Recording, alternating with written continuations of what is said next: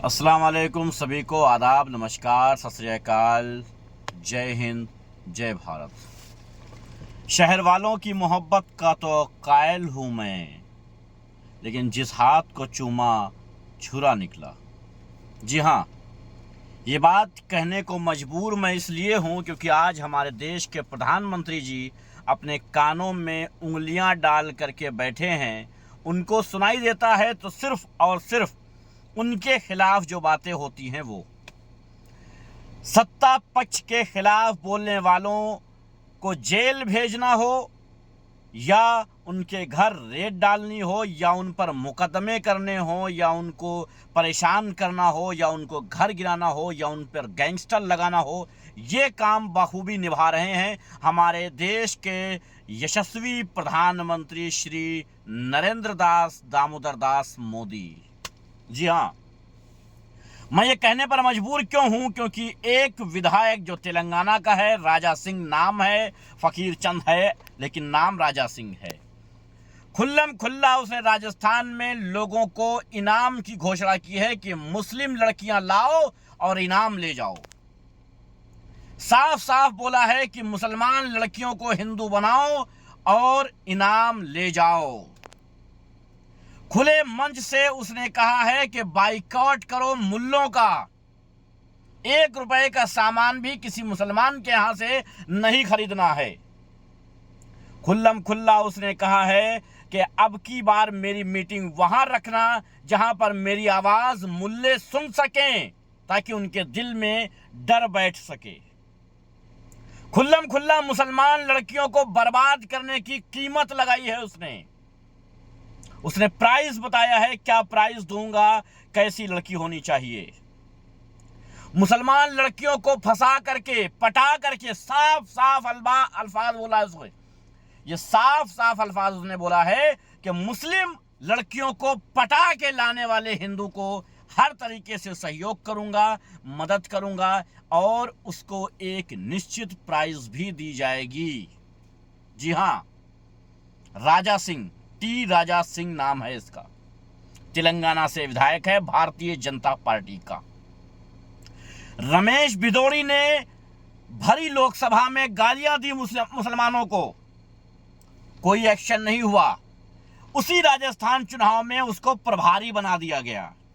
जिस राजस्थान चुनाव में रमेश भिदोड़ी प्रभारी है, उसी चुनाव में जाकर के प्रचार करते वक्त तेलंगाना का ये विधायक खुलेआम खुले मंच से मुस्लिम लड़कियों को फंसा करके पटा करके उनकी जिंदगी तबाह बर्बाद करने की कीमत लगा के गया है। यही नहीं रुका, एक मौजूदा विधायक या यूं कहा जाए कि एक मुस्लिम विधायक को कुत्ता कह के गया और यह भी कहा कि असद ओवैसी के भाई, असद ओवैसी का कुत्ता, छोटा कुत्ता, ये कहा उसके अल्फाज है। ये असद ओवैसी का छोटा कुत्ता मेरे साथ बैठता है और उसके साथ साथी मेरे साथ बैठते हैं, दिल तो करता है कि वहीं दौड़ा दौड़ा के ठोक दूं। ये तेलंगाना विधानसभा के अंदर ठोक देने की बात कर रहा है, तेलंगाना विधानसभा के अंदर गोली मार देने की बात कर रहा है, भारत देश में मुसलमान लड़कियों को बर्बाद करने की, मुसलमान लड़कियों को अपने जाल में फंसाने की कीमत बोल रहा है। लेकिन हमारे यशस्वी प्रधानमंत्री जी जो बहरे हो चुके हैं, अपना यूट्यूब चलाने के चक्कर में इतना मगन हो चुके हैं कि उनको मुसलमानों के खिलाफ ये हेट स्पीच नजर नहीं आ रही है। भारतीय दलाल मीडिया जो भड़वागिरी कर रही है, दलाली कर रही है, मैं उससे पूछना चाहता हूं अगर कोई मुसलमान ये अल्फाज बोला होता तो आज क्या होता। मैं जानना चाहता हूं रूबिका लियाकत से, कहां मर गई तुम। मैं पूछना चाहता हूं देश की वो तमाम मीडिया से चीख चीख के चिल्ला चिल्ला के ये कहता है कि मुसलमान मुझे अपना दुश्मन क्यों समझते हैं। मैं मुसलमानों का दुश्मन नहीं हूं, एक पक्ष मुझे अपना दुश्मन समझता है, हकीकतन तुम उसके दुश्मन हो।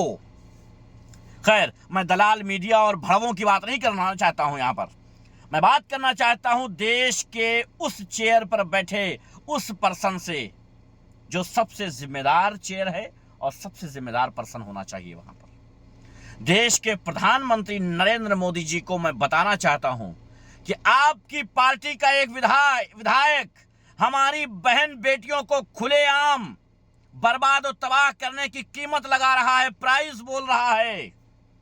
खुलेआम विधानसभा में किसी मुसलमान को मुल्ले को ठोक देने का मन करता है, ये कह रहा है। आप क्या कर रहे हैं? मैं तेलंगाना पुलिस से और राजस्थान पुलिस से जानना चाहता हूं कि आप लोगों के कान में कौन सी रुई पहुंच गई है? नोटों की रुई पहुंच गई है जो आप कुछ देख नहीं पा रहे हैं। शर्मनाक है, ये शर्मनाक है। डूब के मर जाना चाहिए ऐसे देश के प्रधानमंत्री को, ऐसे देश की पुलिस को, ऐसे देश की मीडिया को, जो एक तबके को बर्बाद और तबाह करने की प्राइस सुनने के बाद भी अपने कानों में नोटों की रुई भर के बैठ गए हैं। लेकिन एक बात बता देना चाहता हूं, एक बात समझा देना चाहता हूं, एक बात तुम्हारे कानों तक पहुंचा देना चाहता हूं। तुम कितने भी ताकतवर क्यों ना हो जाओ, लेकिन अगर तुमने बहन बेटियों की तरफ आंख उठाकर भी देखा, अगर तुमने बहन बेटियों की तरफ आंख उठाकर देखा, तो तुम्हारी ताकत, तुम्हारा बल, तुम्हारी पार्टी, तुम्हारी सरकार वो तमाशा देखेगी जो तमाशा शायद सपने में भी नहीं सोचा होगा। याद रखना, मैं टी राजा सिंह को आगाह कर रहा हूं, एक बात कान खोल कर सुन लेना। बहन बेटी सबकी सांझी होती है, लेकिन अगर तुम हमारी बहन बेटियों को इस तरह से सरे बाजार नीलाम करने की बात करोगे, सरे बाजार प्राइस लगाने की बात करोगे, तो याद रखना कि एक किताब अभी बाकी है जिस हिंदुस्तान में जो सबके लिए बराबर है। आज नहीं तुम्हारी कल सरकार बदलेगी, वकील बदलेंगे, जज बदलेंगे। मैं ये नहीं कहता हूं कि मैं अहिंसा का रास्ता धारण कर लूंगा, नहीं, बिल्कुल नहीं। हमारे पास एक किताब है संविधान की।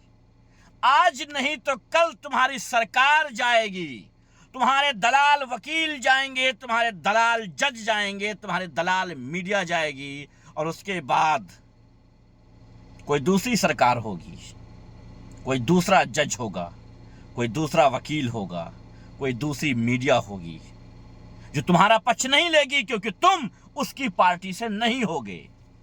तब क्या होगा? याद रखना, मैं समझा देना चाहता हूं कि देश में एकता बहुत बड़ी ताकत होती है। इसको बना के रखो, इसको बिगाड़ने की कोशिश मत करो। तुम ये समझते हो कि तुम्हारी इस हेट स्पीच को सुन करके हम जोश में आकर के गलत बयानी करके चले जाएं, लोगों को उकसा के चले जाएं, उसके बाद सलाखों के पीछे डालने के लिए तुम्हारे नाजायज बाप बैठे हुए हैं, वो डाल देंगे। हम संविधान पर भरोसा रखने वाले लोग हैं, लेकिन अपनी बहन बेटियों की इज्जत की परवाह हमें है। हम अपनी बहन बेटियों की इज्जत बचाना जानते हैं, कैसे बचाना है वो हमें पता है। हम अपनी बहन बेटियों की इज्जत सरे बाजार नीलाम नहीं होने देंगे, उन्हें बचाएंगे। ये हमारा धर्म है, ये हमारा फर्ज है, ये हमारे उसूल हैं, याद रखना। और हाँ, हमारी बहन बेटियों का मकसद ये होता है कि उसमें तुम्हारी भी बहन बेटियां मिली हुई हैं। जो मेरी बहन बेटी को सरे बाजार नीलाम करने की बात करता होगा, उसकी बहन बेटी कहां से महफूज होगी, ये खुद समझ लें, खुद समझ लें। वो कब किसके साथ कब बेच डाले, कोई भरोसा नहीं। शर्मनाक है, शर्मनाक। और हाँ, याद आया, हमारे इस चैनल को आप सब सब्सक्राइब करिए, हाँ, बेल आइकन भी दबाइए। जी हाँ, सैयद एहतिशाम रिजवी चैनल को आप सब्सक्राइब करिए, बेल आइकन दबाइए। अब तो मैं भी कहूँगा, क्योंकि हमारे देश का प्रधानमंत्री जब अपना चैनल सब्सक्राइब करवा सकता है, बेल आइकन दबवा सकता है, तो हम क्यों नहीं। तो प्लीज़ याद रहे, इस चैनल को सब्सक्राइब करिए, नेक्स्ट वीडियोस आती रहेंगी। ये तो सिर्फ ट्रेलर है, लंबी और पूरी वीडियो बाद में देखिएगा।